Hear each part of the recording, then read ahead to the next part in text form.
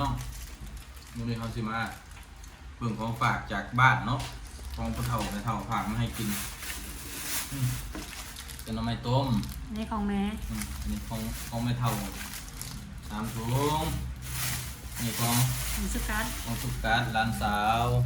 ฝากมาให้กินขอบใจเด้ออันนี้ ในของแม่ อันนี้ของแม่เฒ่า เจ็ด กระ ตัว ปูแดง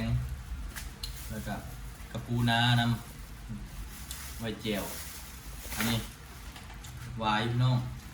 ในของพ่อ อันนี้ของพ่อเฒ่าเป็นฝากมาให้เนาะหวายอ่อนๆนี่ ข้าวอ่อนดำๆ แกะมาเลยนี่หวายยังไม่ได้เผาเลยนี่ขอบใจเด้อของฝากมาจากบ้านเด้อไว้เจียวใส่กับกระปูนี่ รีวิวแจ่วตำเลย